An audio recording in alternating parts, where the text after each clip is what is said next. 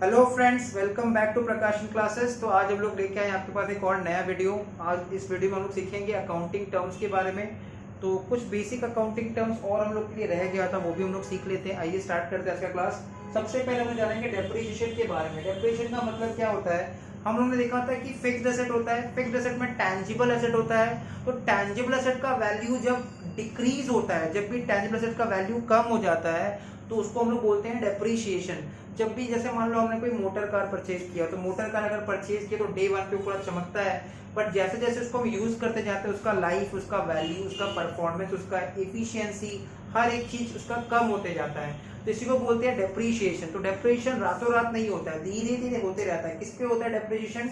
Depreciation fixed tangible asset पे होता है। ऐसा एसेट जो दिखता है, जिसको देख सकते हैं, जिसको टच कर सकते हैं। फिक्स्ड एसेट वो एसेट होता है जिसका इकोनॉमिक लाइफ 12 महीने से ज्यादा होता है। तो डेप्रिसिएशन हमेशा फिक्स्ड टैंजिबल एसेट पे होता है, इनटैंजिबल एसेट पे डेप्रिसिएशन नहीं होता है। वो हम लोग दूसरे टॉपिक को अलग वीडियो में हम लोग कवर करेंगे। तो आइए पढ़ते हैं डेप्रिसिएशन के बारे में। डेप्रिसिएशन का मतलब क्या होता है? Depreciation means gradual decline. Gradual decline मतलब धीरे धीरे एसेट का वैल्यू, फिक्स्ड टैंजिबल एसेट का वैल्यू कम हो जाता है। एक ही बार में कम नहीं होता है, धीरे धीरे कम होता है। Gradual decline in the value of fixed tangible asset. Tangible asset का वैल्यू कम हो जाता है। फिक्स्ड टैंजिबल एसेट वो एसेट होता है जिसको हम देख सकते हैं, जिसका इकोनॉमिक लाइफ 1 साल से ज्यादा होता है, उसको बोलते हैं फिक्स्ड एसेट। टैंजिबल एसेट वो एसेट होता है जिसका फिजिकल एग्जिस्टेंस है, जिसको हम देख सकते हैं, टच कर सकते हैं। Due to efflux of time. Efflux of time मतलब पैसेज ऑफ टाइम, टाइम बीतने के कारण। टाइम बीतने के कारण एसेट का वैल्यू कम हो जा रहा है। वेयर एंड टियर, एसेट टूट फूट गया, खराब हो गया। ऑब्सोलेंस, पुराना हो गया asset. Change in technology, technology में टेक्नोलॉजी, एडवांस टेक्नोलॉजी आ गया। तो एडवांस टेक्नोलॉजी आने के कारण जो एग्जिस्टिंग टेक्नोलॉजी है वो आउटडेटेड हो जाएगा। आज जैसे देखो, एडवांस प्रीमियम फोन्स आ गया, प्रीमियम स्मार्टफोन आ गए। तो जो एग्जिस्टिंग टेक्नोलॉजी है, जो कीपैड फोन्स थे पहले या फिर क्वार्टी कीपैड फोन्स थे, वो सब आउटडेटेड हो गए हैं, तो वो भी डेप्रिशिएट कर गए हैं।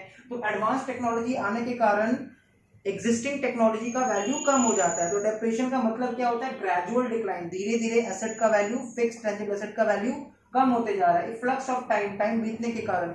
वियर एंड टियर, टूट फूट जाने के कारण। ऑब्सोलेंस, एसेट पुराना हो गया, उसका चमक चला गया है।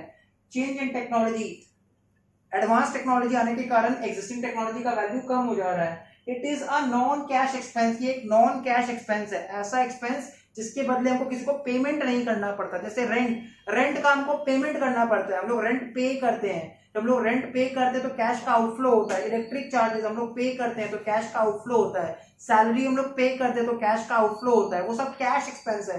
पर डेप्रिसिएशन के कारण हमको किसी को पेमेंट नहीं करना पड़ता है। मेरा एसी काम करते करते वर्क करना स्लो कर दिया, तो इसके बदले हमको किसी को पेमेंट नहीं करना पड़ेगा। तो depreciation is a non cash expense. इसका जर्नल एंट्री क्या होगा? क्योंकि ये एक्सपेंस है इसलिए हमने एक्सपेंस अकाउंट को डेबिट कर दिया, डेप्रिसिएशन अकाउंट डेबिट।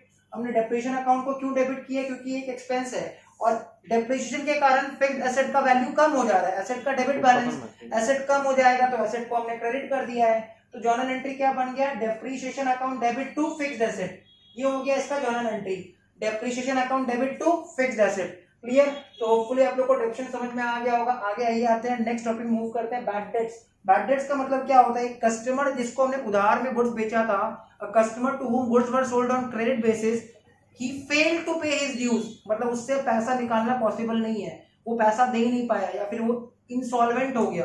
वो इस स्टेज में नहीं है कि वो पैसा दे पाए, उसके पास देने के लिए अब कुछ भी नहीं है, वो इंसॉल्वेंट हो गया है, या उससे पैसा नहीं निकाल सकते, इरिकवरेबल है वो पैसा निकालना उससे। तो उस केस में उसको हम लोग क्या बोलते हैं? Bad debt. एक ऐसा डेटर जिसको हमने, एक कस्टमर जिसको हमने गुड्स बेचा था क्रेडिट बेसिस पे, वो बन गया था डेटर, और डेटर जो पैसा नहीं दे पाया वो बन गया बैड डेटर, उसी को हम लोग बोलते हैं बैड डेट्स। तो बैड डेट्स का मतलब क्या होता है? When the goods are sold to customer, जब हम लोग गुड्स बेचते हैं कस्टमर्स को ऑन क्रेडिट बेसिस, जब हमने कस्टमर्स को गुड्स कैसे बेचा है? क्रेडिट में बेचा है। When the goods are sold to customers on credit basis and if the amount becomes irrecoverable, पैसा निकालना, कस्टमर से पैसा निकालना पॉसिबल नहीं है, रिकवरी करना पॉसिबल नहीं है, ड्यू टू इज इंसॉल्वेंसी, क्योंकि कस्टमर इंसॉल्वेंट हो गया है, उसके पास कुछ नहीं बचा, उसका सब कुछ खत्म हो चुका है, उसके पास देने के लिए 1 रुपया नहीं है, वो इंसॉल्वेंट हो चुका है, is not in a position to repay his debts, insolvent हो चुका है, और फॉर सम अदर रीजन, या फिर कोई दूसरा रीजन है, इसको हम लोग क्या बोलते हैं? Bad debt. बैड डेट क्या होता है? बिजनेस के लिए लॉस है।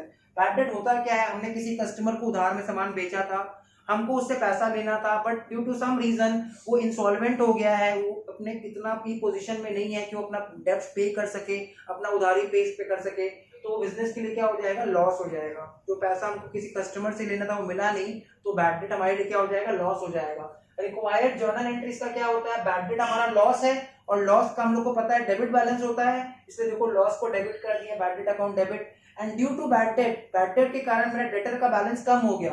एक डेटर जिससे हमको पैसा लेना था वो पैसा अब दे नहीं पाएगा, तो मेरा डेटर को कैंसिल करना पड़ेगा।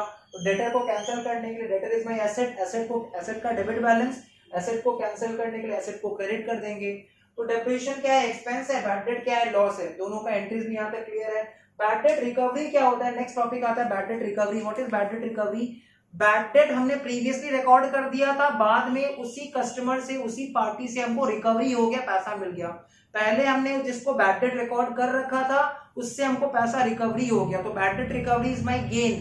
बैड डेट रिकवरी का मतलब क्या हो गया, ये गेन है।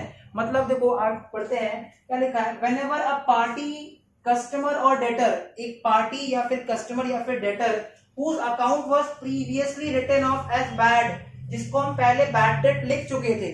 whenever a party, customer or debtor whose account was previously written off as bad debt but now the amount has been recovered, लेकिन अभी हम लोग ने रिकवरी कर लिया है, पैसा वसूल कर लिया है, पैसा रिकवरी कर लिया है। जिसको हमने पहले बैड डेट रिकॉर्ड कर रखा था अभी उससे पैसा रिकवरी कर लिया है, इसको हम लोग क्या बोलते हैं, बैड डेट रिकवरी।